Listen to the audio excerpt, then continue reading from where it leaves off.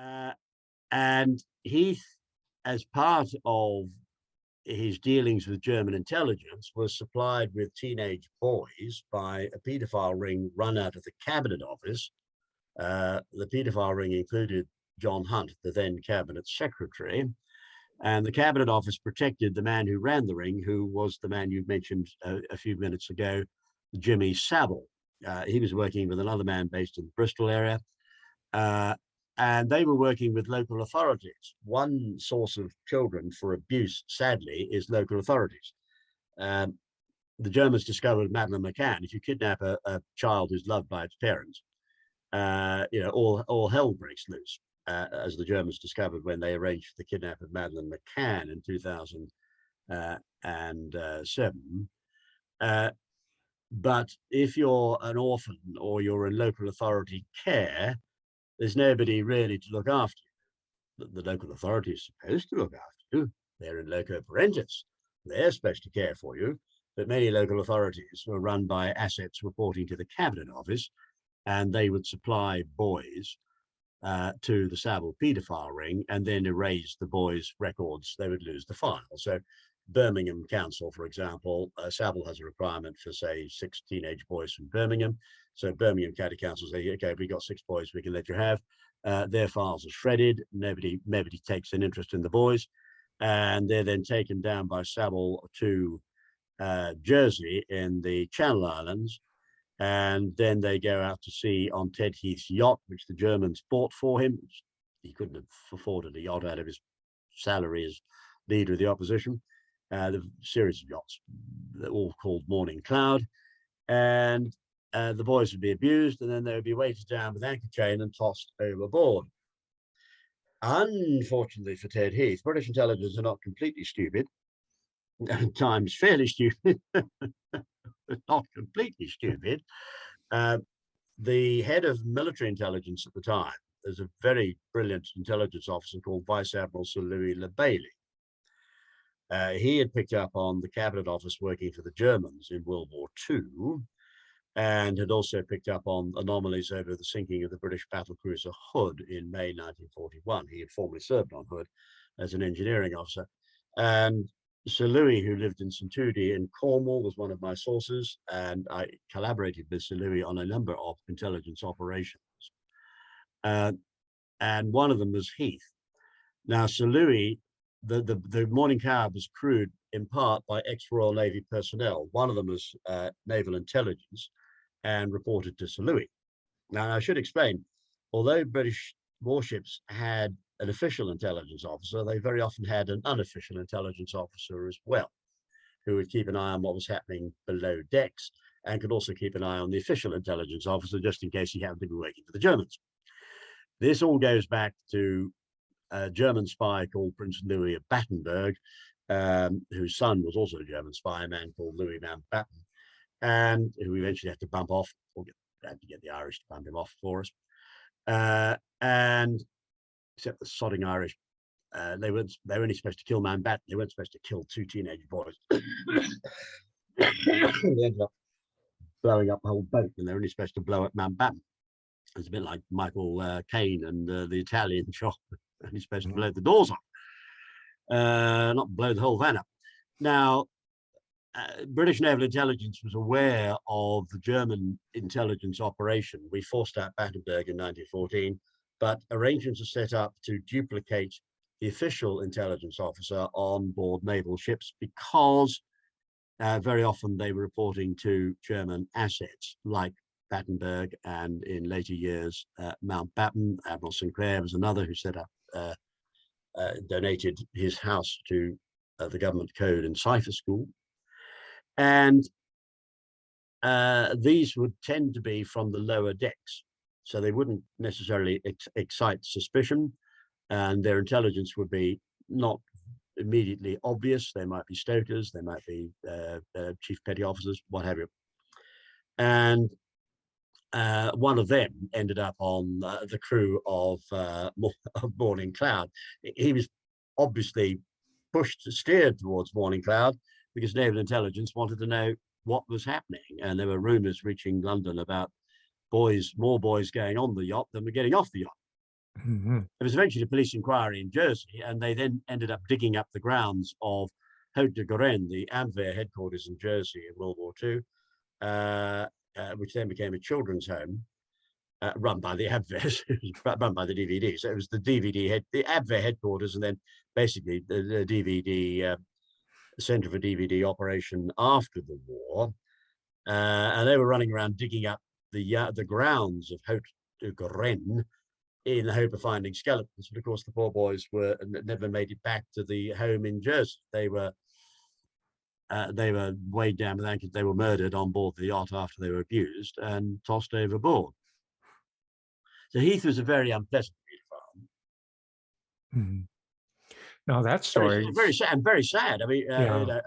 and the truth is going to have to come out, and Mhm. we're going to have to determine exactly how many boys were murdered and who they were. They will all have relatives or something. They're all human beings. They'll all have relatives. Their parents may not have cared much for them or may have died, but they may have brothers and sisters, uh, more distant relatives. The families of the boys who were murdered by Heath, well, they weren't murdered by Heath himself. They were murdered by uh, German assets on the boat. But the families, there needs to be closure for the families, and there needs to be closure for us as a country. A former prime minister is a murderer. He's a mass murderer or involved in mass murder. And we need to know how many boys were murdered, how many boys he abused, who they were, and when they died. Mhm. Can we move back to the San Francisco Bay Area for a moment Yes, because of your trip? As you know, that's the northern end of what is today known as Silicon Valley. I yes, refer to it as Pentagon Valley or DARPA Valley. Let me just put it to you straight. Is it DVD penetrated, Silicon Valley? yes, penetrated, not controlled, but penetrated. Yes. Penetrated. One of the ways the Germans do it, because they control offshore high yield trading. If you have 100 million bucks to spare or more, you can get involved in the offshore medium term note trading market, which is highly leveraged, and you can make massive profits offshore, which then lead to That's higher in inflation. here, by the way. Exactly, it's The also out business model is here if you want it. If you have the exactly. money. Yeah. Exactly. It's how the Germans are able to organize recessions because they can control the supply of money to banks. They can bring down banks by having banks move their assets offshore. So they brought down Lehman Brothers, for example, by trapping Lehman's assets offshore with promises of higher rates of interest than they normally would get offshore. And then they bring down the banks. So bringing down banks is not difficult if you've got huge amounts of money offshore. And this not only causes inflation, but it allows the Germans to reward people. So you get multi-billionaires, no names, no pack drill, who earn vast amounts of money, but they're not making their money from their commercial operations. They're making their money from offshore high yield trading and MTNs as you, MTN trading. So yes. they start out as multi-millionaires. They end up as multi-billionaires, not because of what they're doing onshore, but because of what they're doing offshore. Now, when you say And offshore, where's the location? Are we talking about the Caribbean, the Bahamas, Jamaica? oh yes, Caribbean, yes, British Virgin Islands, very popular. Cayman Islands, very popular. U.S. Virgin Islands. So yes, there are a number of territories in the Caribbean, the British colonies in the Caribbean, like the Cayman Islands and the British Virgin Islands, where offshore high yield trading is done. Gibraltar is another jurisdiction where it's done. Switzerland, Mm. Liechtenstein, Luxembourg. And you're familiar Uh, with the Panama Papers? I am familiar with the Panama Papers, and yes, the Panama Papers gave a hint of what was going on offshore, but didn't really get to the bottom of the high yield trading. So the Panama Papers gave a glimpse of the truth without revealing the whole truth. Okay. Well, the reason I ask is that they broke one of the reports I read broke it down to the nationality of the different accounts. And you know who was top of the list? Germany. Yes, I assumed it was Britain, but it's Germany. Now I understand why that is yes, so. Okay. yes. The interesting Tesla, Elon Musk. Uh, I'm not so sure that Elon Musk has been doing high yield trading. Bill Gates has. Um, and John Allen did, who sadly died. People forget everybody associates Microsoft with Bill Gates, but there was a very brilliant man called Paul Allen, who it was at least as important as Bill Gates in Microsoft. And Paul made his money offshore with high yield trading. And when I led the British bid to save Rolls-Royce, we were in discussions with Paul, who was a very charming man and had great taste in automobiles and owned a And he was Bentley a Turbo. Hendrix fan. Yes, I think he had great taste in music too. We both owned the same car, a Bentley Turbo, not the same Bentley Turbo, but we had the Ooh. same model. And I was trying to get Paul roped in on the bid, and he was worth many times worth the Vickers who owned Rolls Royce. But Paul was put under pressure from the Germans. He had been trading, and as had Bill Gates. Elon Musk. Now it's interesting. He appears to be a bit short of cash to complete the Twitter deal. And he's getting the cash not from his own resources, because although he's described as the richest man in the world, if you were in a queue at a McDonald's, he'd probably ask you to lend him the cash to buy the burger and fries. He's not cash rich. He's asset rich based on inflated valuations of Tesla, which in turn depend on people falling for the global warming hoax. Once that's punctured, Tesla shares are going to take a dive, and electric cars are going to get a fashion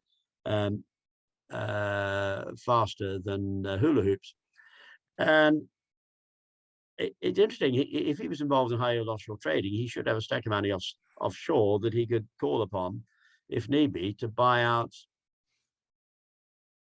Twitter. The Jerry's, sorry, our community partners, the Germans, to give them their proper title, our community partners, the Jerry's, don't seem to be backing Elon Musk's bid for Twitter. And he's had to go to the banks for the cash. In other words, he's getting his cash onshore, not offshore. And he is using his shareholding in Tesla as collateral. Now, fortunately for him, he's dealing with stupid bankers, if that's not a tautology. They've all bought into global warming. He's dealing with nutters like Morgan Stanley and what have you. And they've all bought into global warming. They think electric cars are the bee's knees and the next big thing. And the best things is sliced bread, etc., etc. So he's dealing with fairly idiotic bankers who are prepared to lend him the cash. And I find that intriguing that he needs to use his shareholding in Tesla as collateral. I've never met him, but he seems like quite a nice man, and I don't think he is a German asset. Okay, well, that was one of the major questions I had. I thought maybe he might be leading us down the garden path like so many of these other characters. I'm not sure he is. Now, his name has come up in connection. I should explain to your listeners. I know it's not very good when you're being interviewed on TV to lean back. It looks like you're No, unstable. it's fine. Whatever you're comfortable with. Well, I have a very comfortable office chair. I'm afraid I have a tendency to lean back in the chair, and it is getting late at night in England. I am rather tired. It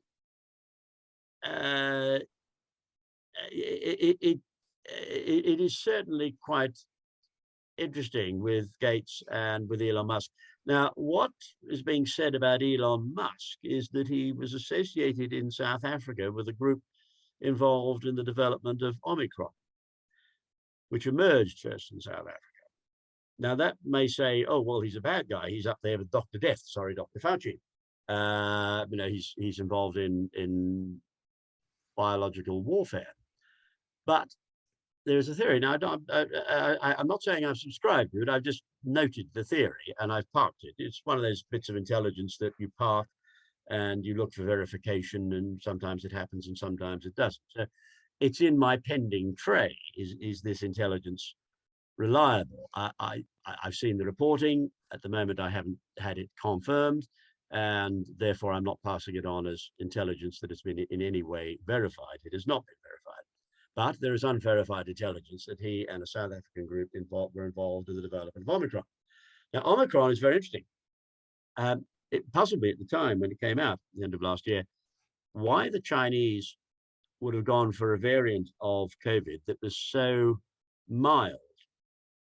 And the theory is that Omicron was effectively a vaccine that it would kill very few people because it was so mild, but it would confer a degree of herd immunity and would be particularly valuable in the third world, not least in Africa, which was getting hammered by COVID.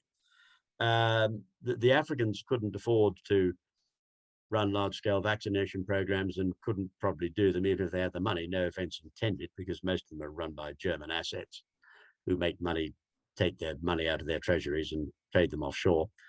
So their countries are run chaotically because they're run effectively from Germany. The Germans love chaos, except in Germany. They love chaos everywhere else. Usually they end up bringing chaos upon themselves like they did in 1918 and 1945. Because the trouble with organizing chaos elsewhere is that the people you are upsetting and disorganizing tend to get a bit annoyed and come back at you. And there's an argument that Omicron has helped countries in the third world by effectively immunizing their populations with very little risk, low casualties, and that it's effectively a vaccine. It certainly has worked a little bit like a vaccine. I'm not saying I'm not saying that Elon Musk is associated with this group. I'm not saying that Omicron came out of South Africa as opposed to being first distributed in South Africa.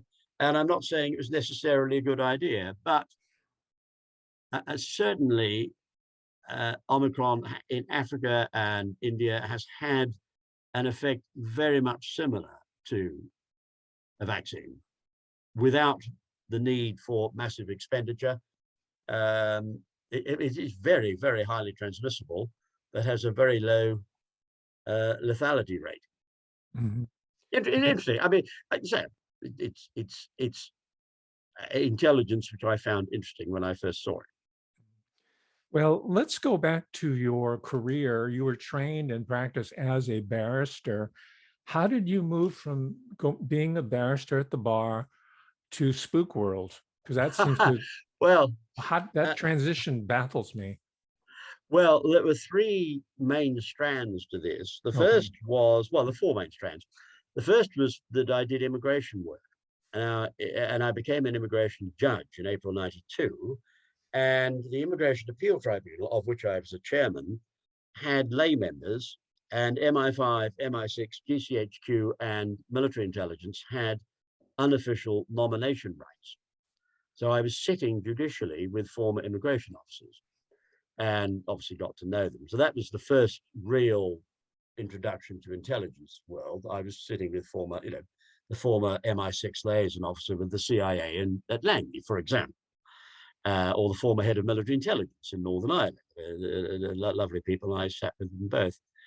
And then in 1994, I organized a fundraising for veterans of Bomber Command and became a life member of Bomber Command Association. That was headed by a brilliant air intelligence officer called Sir Michael Beetham. Now, Sir Michael in World War II had been involved in a very important diversionary raid on Berlin, the German capital, designed to test a theory by the head of Bomber Command, Air Chief Marshal Sir Arthur Harris, Bomber Harris, as we know him affectionately, that Whitehall was penetrated by Germany and that the RAF were losing planes over Germany because the Luftwaffe were waiting for us. And that was correct. Bomber Harris had it spot on. The Germans were waiting for us. They knew where our targets were going to be. Michael led a small diversionary raid of Lancasters, which should have fooled the Germans, but didn't. He and those running this operation, which included a brilliant British children's author who was also an intelligence officer called W.E. Johns, Bill Johns, Michael Beetham, and Bomber Harris were all in this together. Ralph Cochrane at Bomber Command was involved. Some of the brightest brains in the RAF or ex-RAF sat down and worked it out and realized that there was a German spy in Whitehall, but they never nailed the spy down. So at the end of World War II, the whole operation is shut down and nobody knew the name of the German spy. Then I then come along in the 1990s with my IQ of 187 and so forth and so on. And I am then introduced to, for example, pilots who were on the Nuremberg raid where the RAF lost nearly 100 aircraft and nearly 700 aircrew. and where the Germans had ambushed us. And I'm talking to pilots who were on operations where they were ambushed. And I am involved in an entirely unofficial intelligence investigation that picks up from where everything was left off in 1945. I'm introduced to Bomber Harris's daughter. What year are And we talking about now? we're talking the 1990s. This 1990. investigation took several Okay. years. And eventually I nailed the German spy in Whitehall. Is a man called Duncan Sands, who was gay, who the Germans had maneuvered close to Winston Churchill by getting him to go into a lavender match with his daughter. Now, Duncan Sands was the German asset, and he got access to the raids. He knew which cities we were raiding, and he was then passing that information to the Abwehr via Dublin. They went through Dublin and Lisbon, which are the main routes out of UK in World War II for intelligence back to Admiral Canaris in Berlin. And I was then made an honorary life member by Sir Michael Beetham, who ran the Air Force during the Falklands War. And then the next strand was the Rolls-Royce battle, which involved MI6 and German intelligence, where I discovered the DVD because they were on the opposition. They were advising Volkswagen. And then I was asked to bail out a very nice Chilean general called General Pinochet by an old friend of mine called Margaret Thatcher, who had been Prime Minister. You may have heard of her, a great friend of Ronald Reagan.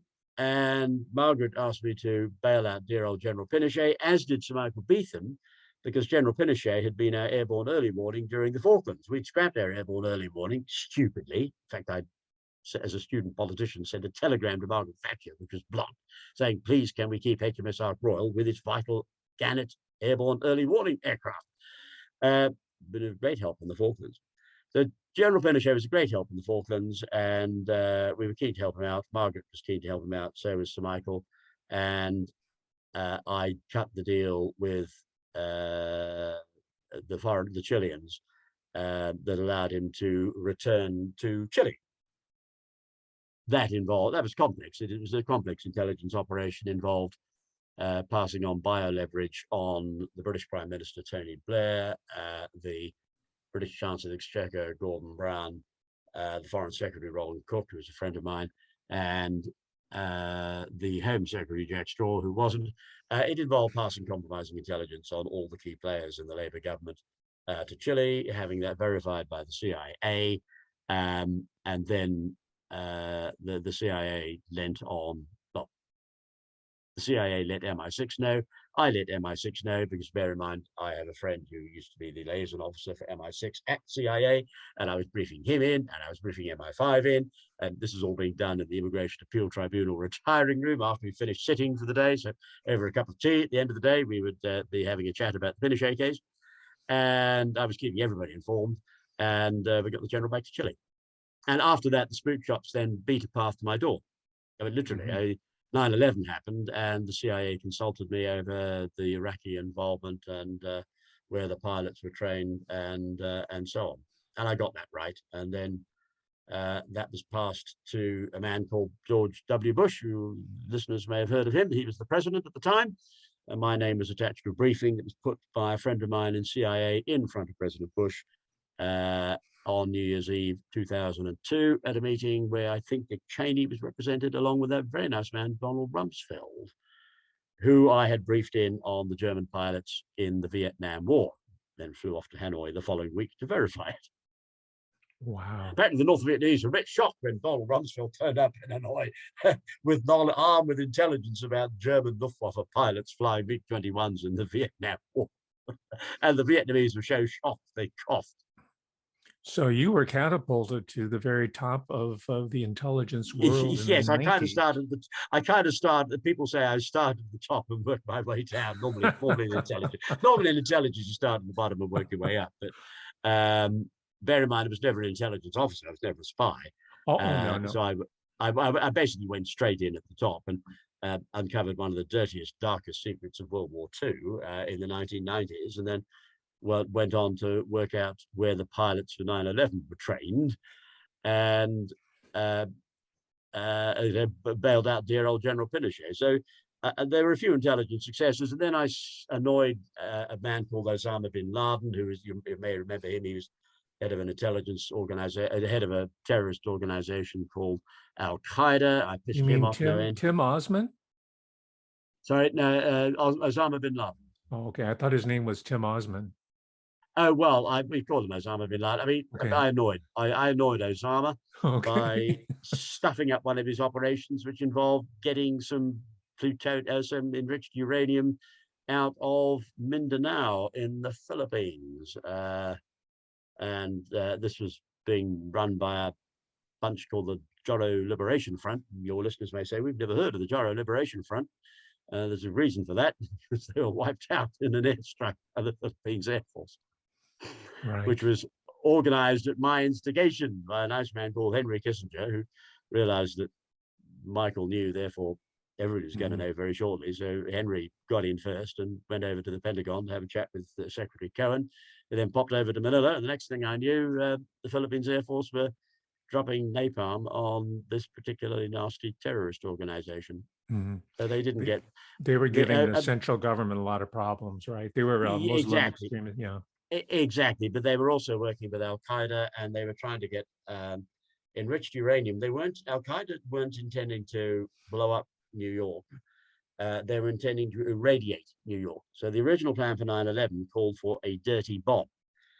Now the Germans are specialists in German dirty bombs, because their first nuclear explosion, their first atomic test in Germany, which was on an island in the Baltic in, was it Borkum, around about October 41, the Germans, having been helped by their man Eisenhower and another German spy called Oppenheimer, who was passing on all the stuff that was done at Los Alamos. So all the stuff you guys are doing at Los Alamos was working its way back to Germany through Oppenheimer and Einstein. Let me stop you a moment. Los Alamos is managed by, even to today, University of California. University of California, is that DVD penetrated or run? Oh, yes. Okay, that answers that. I mean, Los Alamos was heavily penetrated by the Germans, but by the Abwehr, not by what became the DVD, by the Abwehr, not by the SS or the Gestapo. So please continue. The Abwehr penetrate. The Abwehr. Einstein was the head of. Well, he was basically the senior scientific intelligence officer for German intelligence from about 1905. The Germans don't work like us. The Germans do respect intelligence. We in Britain don't. So, if you're like me and you've got a brain, albeit one is modest and tries not to go around talking about it, but if you have a brain, that's really damaging in Britain, because we don't like people with brains, and we like to put people who are stupid in charge. So that, for example, the Prime Minister is stupid, the Chancellor of the Exchequer is fairly stupid. The last thing we would dream of doing in Britain was putting someone with a brain in charge of anything. And then we wonder why we keep making the same mistakes, like inflation, which we should have worked out in the 1930s. We still haven't worked out inflation. And we're now making the same mistakes that we made in the 1970s, because we've got stupid people in charge, and stupid people like to do what's been failed. When something's failed once, stupid people carry on doing the same thing in the hope of getting a different result. One definition. Now, Mr. Shrimpton, you're not going to tell me that Maynard Keynes was DVD. No, he wasn't. No, he was a good guy. He should have been governor of the Bank of England. Okay. The governor of the Bank of England was a German spy. He was anti-Semitic too. Very nasty piece of work. Yes, the governor of the Bank of England was most assuredly working for Jerry. Montague Norman, nasty piece of work, anti-Semitic, very unpleasant man. The Germany, they recognize intelligence. It's one of the reasons for the success of German intelligence, is that they do put intelligent people in charge of their intelligence, whereas we in Britain put nice people in charge of intelligence, who are members of MCC and hold their, know how to hold a knife and fork, and know how to pronounce their P's and Q's.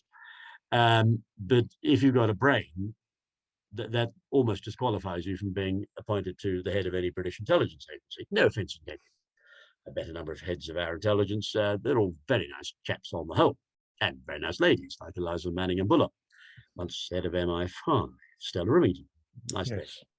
but then and they're not exactly geniuses. Nice people, not totally stupid, but not geniuses. But the Germans like to, if you're a genius in Germany, you will tend to get promoted. Either you'll be promoted or you will be shot. And Einstein was talent spotted by the Hun very, very early on. And then he was allowed to publish his books, which of course you needed permission in Imperial Germany. The Kaiser didn't exactly go in for free speech. And Einstein, he knocked up these theories on relativity, inserting deliberate mistakes, which is why I ended up at Pasadena, just down the road from you. At the invitation of a very nice, well, the invitation of the director, in fact, to chat with a very nice rocket scientist about the flaws in Einstein's. Are we talking about the JPL? JPL, absolutely. We're talking about JPL there. Yes, they'd picked up that we could go fast in the speed of light. They couldn't work out why Einstein would make such basic mistakes.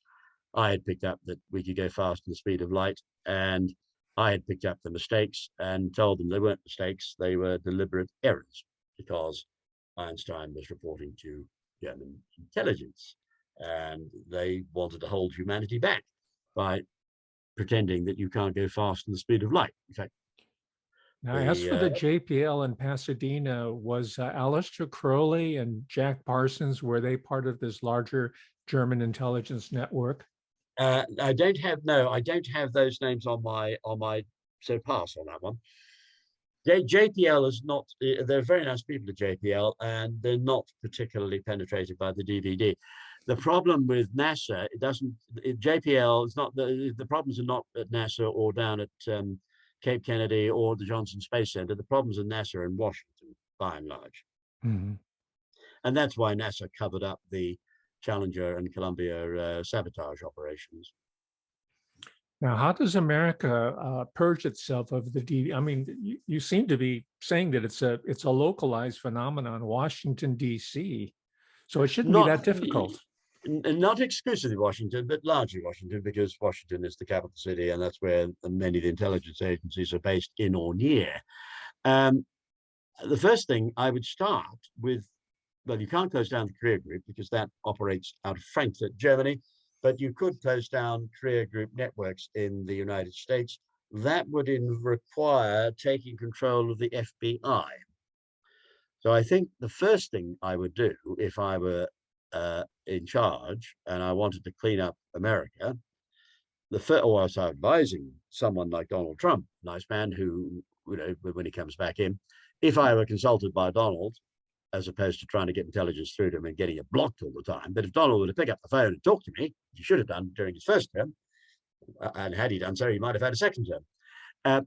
I would say, right, Mr. President, you need to get the career group out of the FBI, so they can then become what they've never been, which is a serious counterintelligence agency, and they can then start closing down the German networks. And once you're into a network, it's fairly easy to roll it up. So stop appointing German spies to run the FBI. Traditionally, I've met a nice director of the FBI. They've actually had in their history one honest director, a lovely man called Judge Bill Webster. He once invited me to lunch at his club in Washington. Didn't realize I knew Woolsey. Jim Woolsey walked in the door, saw me in the corner with with Judge Webster. Jim didn't know I knew Bill, and Bill didn't know I knew Jim. So Jim said, "Hi, Michael." I said, "Hi, Jim. How are you?" And Bill turned to me and said, "Oh, you know Woolsey?" I said, "Yeah, good man." And you are connected. I am connected. Yeah, Woolsey came over to me. He had a former secretary of the army with him, a lovely man, black man, charming man, and introduced me to this secretary of the army. And I said, "Oh, Mr. Secretary, pleasure to meet you." And poor old Bill Webster didn't know what to make for. Didn't know what to make of it. But anyway, now the funding sources. Where is this money coming from? To well, it's coming like offshore. I mean, George offshore. Soros. That's the MTN. Difficult because Soros is still alive, and I'm governed by the British laws of libel. I would be surprised if Soros were not involved in offshore high yield trading, which is not an accusation of a crime because it's not criminal, because it's not outlawed. Because it's the way which German assets make their money. The Yes, I mean, most of the funding of German intelligence comes from offshore. It doesn't come out of Germany. The largest German slush fund that I've seen, but actually seen the tear-off sheets, was that of a company called SPC Charcoal SA, based in Geneva, and it had over $100 billion in its bank account when I was shown the tear-off sheets, and that's over 20 years ago now. The German, the DVD has access to huge slush funds and is able to take a percentage from trading operations offshore, which it sets up. It has to effectively, you can only run a trading operation with DVD consent. It comes out of Frankfurt, the economic section. But they also do kidnap operations, pedophile rings like the Madeleine McCann one, cocaine. They've got, they've got their cartel down in Mexico. They've got a big operation in Venezuela. So they're doing drugs. They're doing human trafficking. They're doing pedophile rings. They're making quite a lot of cash illicitly. Now, is the London School of Economics, LSE, is that a German intelligence operation? Virtually. It is possible to be a professor at LSE and not be a German spy, but it's Sure, right. I taught at UC, so I wasn't a German spy. Well, Kenneth Minogue, Ken Minogue was a lovely man. He was one of the few sensible people at LSE, if I may say that. Well, Soros comes out of LSE, not coincidentally. Not coincidentally, yes. The one thing you won't get out of LSE is sensible economics, because they're basically run by economists. Mm-hmm. You wouldn't expect an economist to know much about economics. Now, you talked about the Madeleine McCann case. Another case that hit the news, less sensationally perhaps, was the death of one of your fellow countrymen, Meredith Kircher, down in Perugia, Italy. Any intel on that? I think there's more to the story that's come out than has come out. I haven't worked on the case. I've just monitored it. Put it this way, there are some unanswered questions, and a fairly heavy pressure is brought to bear on Italian courts by the Germans. So the Italian courts are run like the British courts. So the judges, and all their phones are tapped, and all the gay judges, their boyfriends are listed and what have you, and their interests are listed. So it's not difficult to put pressure on Italian judges. It's not quite like the US Supreme Court, I'm afraid. And yes, it's an interesting case. I mean, I don't have to say I didn't work in detail on it. I wasn't involved in unraveling the case, but I don't think we've had the full story. Okay, that's what I'm interested in. Now, before we conclude, because I know it's getting late for you right now, and perhaps we can have another conversation at another time. But be delighted to come back. Yes. Oh, I appreciate that. Currently, there's a lot of most of the focus has been on China, or the Chi-Coms, as they're often referred to in the conservative Chi-Coms, yes. media here. Yes. So, do they pose a threat? Are they absolutely? Are they a stalking horse for Germany, or are they? They are.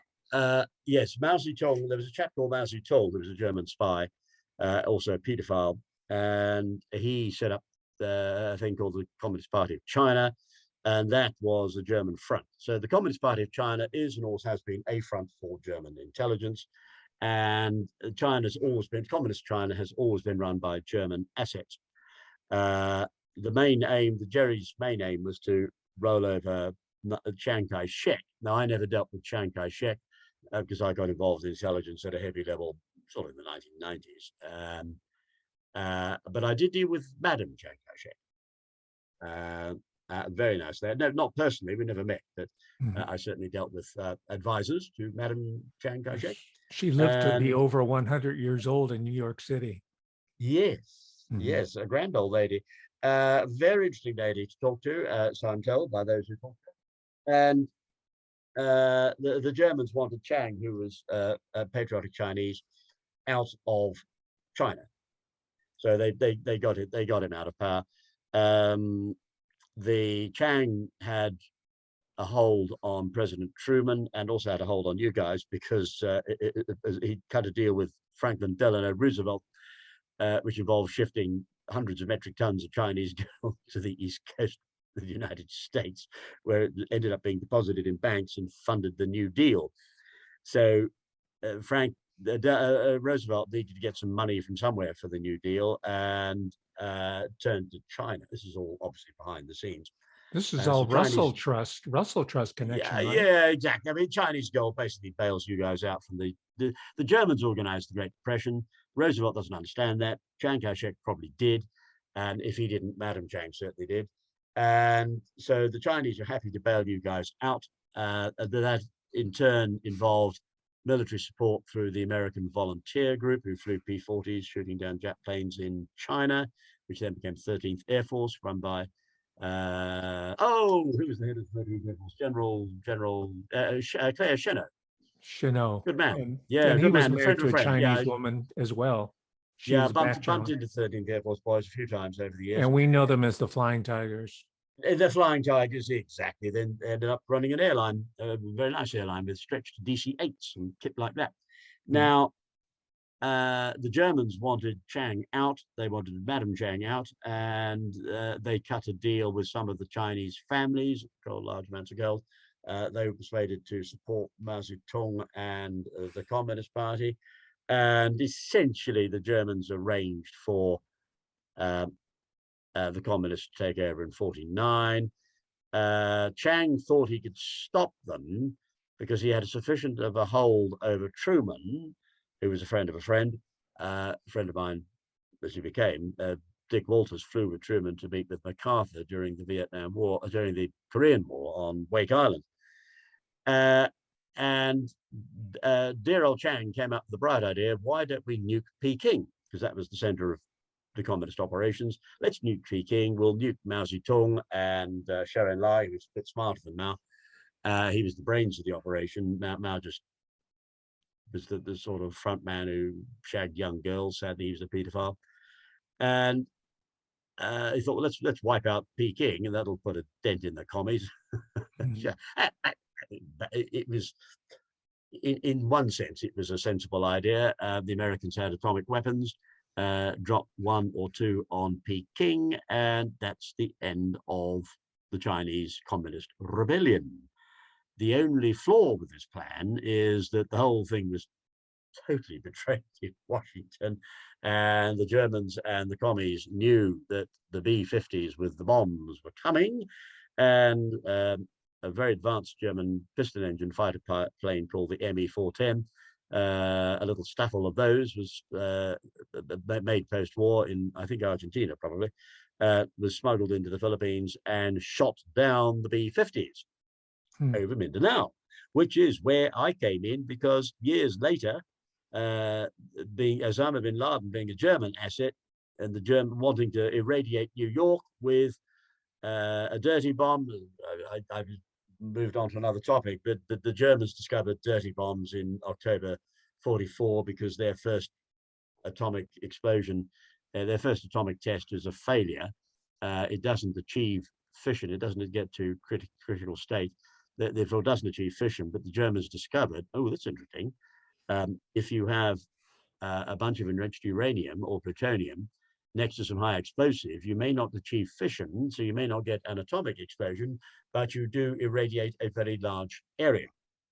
So you can have what's called a dirty bomb, which is not a nuclear bomb, but it is a conventional bomb where you have added impact. You have it's conventional bomb plus, and that's what Al Qaeda wanted to do at 9/11. And the enriched uranium for this was going to come out of the nukes that the Germans had shot down in the last stages of the Chinese Civil War. The bombs were on two planes called B-50s, flown by a general, shot down over Mindanao. And because of the nature of Mindanao, pretty rugged, they basically disappeared from sight. One of my contacts was a CIA pilot who's running up and down Mindanao on a U-2, or over Mindanao in a U-2 at 60,000 feet, 75,000 feet probably, photographing the island, trying to find where these planes were. They were actually discovered by a Filipino lawyer called Ferdinand Marcos. And I used to have dealings with Mrs. Marcos. I'd get fed up with, well, I say dealings. I got the occasional request to help Mrs. Marcos. I got fed up with requests of our lady in the Philippines, because she never paid. Mm. You know, there's always a deal down the road. You know, if you get X, Y, and Z from Mrs. Marcos, you'll get a small percentage. Well, she wasn't going to honour the deal anyway because she wasn't Now, really did you know focused them on. when they had moved to Hawaii? No, yes, I mean she was at that stage. At one point, I was dealing with her through friends in Hawaii. Yes, and I think messages were passed back and forth between Okay. Hawaii and London. Now, was the Yamashita's gold then a cover story for this retrieval of these four nuclear power sources? Very, I haven't any specific information on that, but very, very possibly, yes. Marcos, the key to Marcos's power is that he retrieved this enriched uranium and hung on to it. He didn't give it back to you guys. It was the key to his power. You had to install him as president because he had your nukes. And Bin Laden was aware of this nuclear material Marcos had passed on, and Bin Laden was aware where the stuff was stored in caves in Mindanao, because the Germans knew, because Marcos was in touch with the DVD, and the whole operation, the whole idea was that this nuclear material will be rescued by the Joro Liberation Front, and then Al Qaeda would smuggle it with CIA assistance, career group assistance, of course, inside CIA onto planes in Boston and New York and so forth and so on. And the Germans were hoping to irradiate Lower Manhattan for the next 50 years, My God. which would have been a bummer. If you're on Wall Street, you know, having your bank irradiated would have been a bit of a nuisance. And I hope your listeners will now understand, or viewers will now understand, why it is that I had such high level contacts in Washington and why I was able to get thank yous like being flown out onto an American aircraft carrier, Mhm.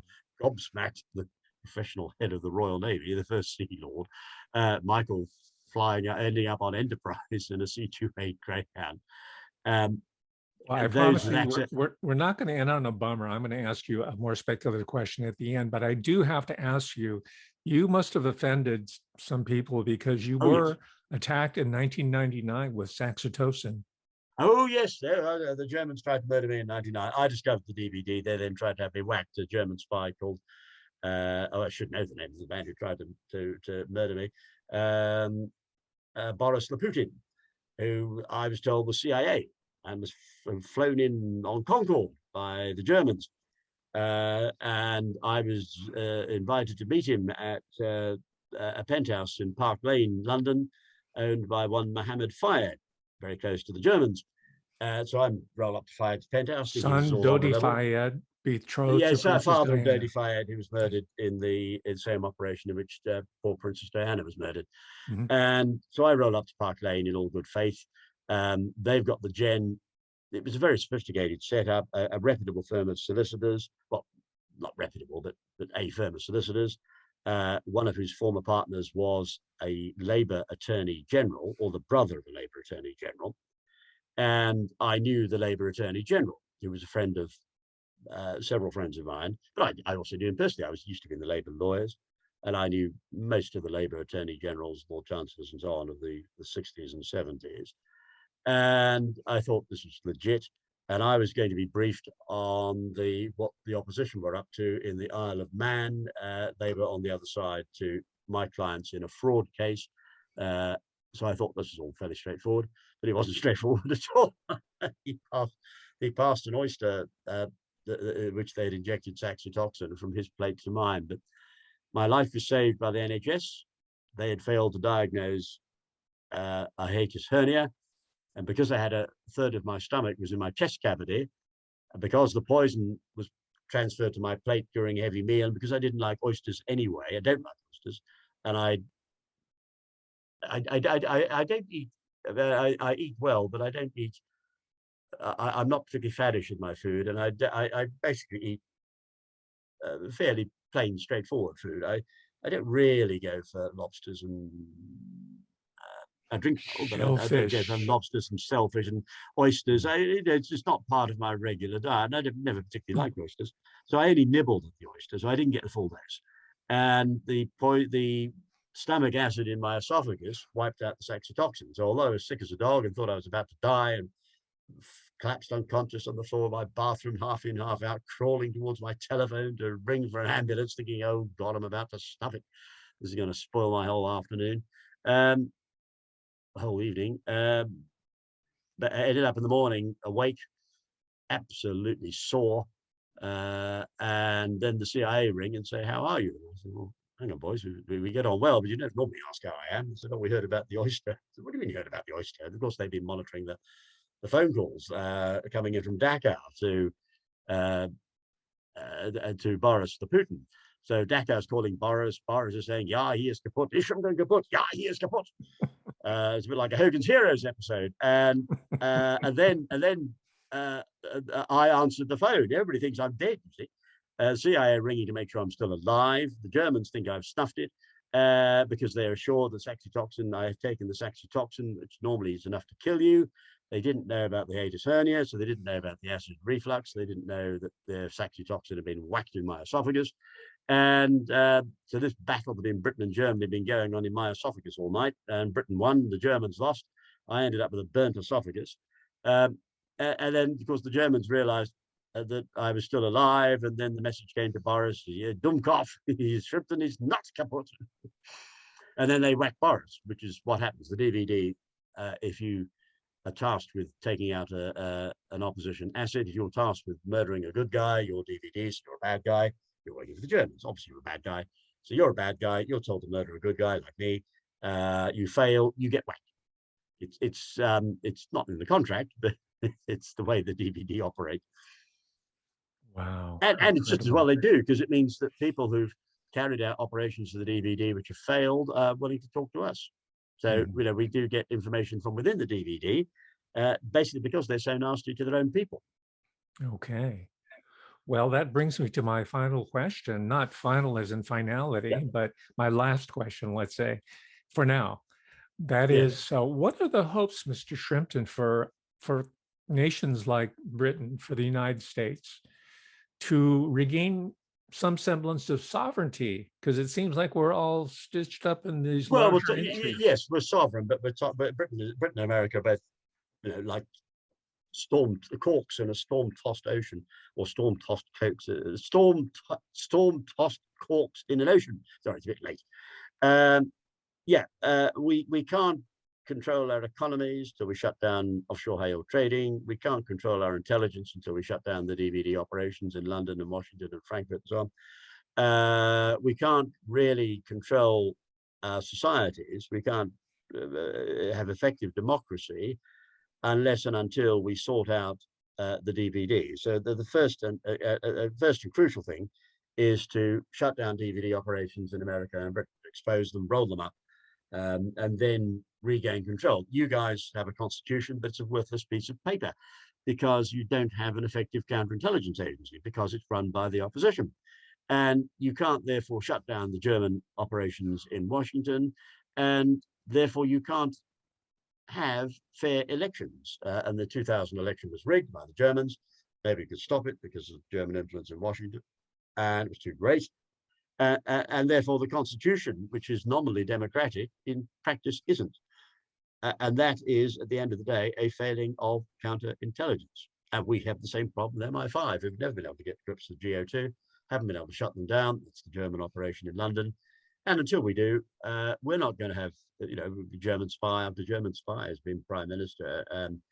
Operation after operation has been compromised. The economy is being stuffed. We've got inflation raging out of control. We can't control the we can't sort out the NHS. We can hardly move off first base. We can't get anything done because anybody sensible is pushed out of office. Anybody who knows what they're doing is, we're not allowed to point anybody to anything in Britain who knows what they're doing because Now, is the of end German game influence. to create failure, to engineer failure so that we'll all be merged under the rule of Oh, UN yeah, slash NATO? yeah. Well, I mean, Is the way that the the end Germans game? operate. Is that The the end Germans game? the Germans understand how useful it is. There was a German asset called Lenin. You may have heard of him. Well, your listeners will have heard of him, I'm sure. He used to run the Soviet Union, and he had a very good phrase. He wasn't stupid, Lenin, even though he was a communist. Well, he wasn't a communist. He doesn't breach my rule that you can't be intelligent and a communist. Lenin was not a Leninist or a communist. He just pretended to be.